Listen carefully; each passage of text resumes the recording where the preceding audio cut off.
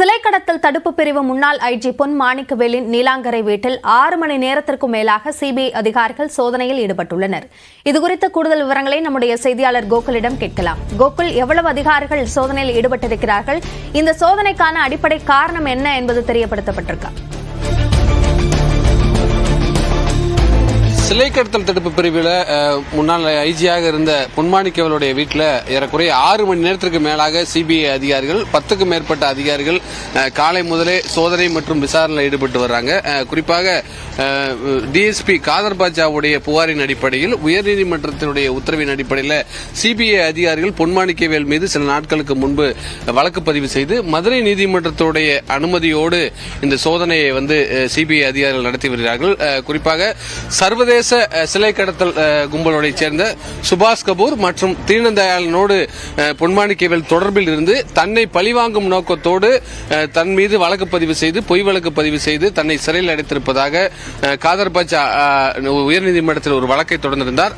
அதில் இருக்கக்கூடிய உண்மைத்தன்மை குறித்து உரிய விசாரணை நடத்தி அறிக்கை அளிக்க வேண்டும் என்று உயர்நீதிமன்றம் ஒரு உத்தரவு பிறப்பித்தது. அந்த உத்தரவு குறித்து ஏற்கனவே முதற்கட்ட விசாரணை நடத்திய சிபிஐ அதிகாரிகள் சில நாட்களுக்கு முன்பு பொன் மாணிக்கவேல் மீது வழக்கு பதிவு செய்திருக்கிறார்கள். அந்த வழக்கின் அடிப்படையில் தற்பொழுது விசாரணையானது மேற்கொள்ளப்பட்டு வருகிறது. குறிப்பாக காதர் பாட்சா சொல்லக்கூடிய குற்றச்சாட்டின் அடிப்படையிலும் அதேபோல சர்வதேச சிலை கடத்தல் கும்பலோடு பொன் மாணிக்கவேலுக்கு ஏதாவது தொடர்பு இருந்ததா உள்ளிட்டவை குறித்தும் சிபிஐ அதிகாரிகள் விசாரணை மேற்கொண்டு வர்றாங்க. குறிப்பாக பல ஆவணங்களை வைத்து இங்கே வீட்டில் இருக்கக்கூடிய ஆவணங்களின் அடிப்படையிலையும் சில கேள்விகள் கேட்கப்பட்டிருக்கிறது. பொன் மாணிக்கவேலிடம் ஏறக்குறைய 6 மணி நேரத்திற்கு மேலாக விசாரணை நடைபெறக்கூடிய நிலையில் இன்னும் சில மணி நேரங்களில் விசாரணை நிறைவேறுவதற்கான வாய்ப்பு இருப்பதாகவும் பொன் மாணிக்கவேல் இது குறித்து செய்தியாளர்களை சந்திப்பு விளக்குவதற்கான வாய்ப்பு இருப்பதாகவும் அவர்கள் தரப்பிலிருந்து தெரிவிக்கப்படுகிறது. அபிநயா, பொன் மாணிக்கவேலுடைய இல்லத்தில் 6 மணி நேரத்திற்கும் மேலாக சிபிஐயினுடைய சோதனை நடைபெற்று வருகிறது. சார்ந்த கூடுதல் விவரங்களுக்கு நன்றி கோகுல்.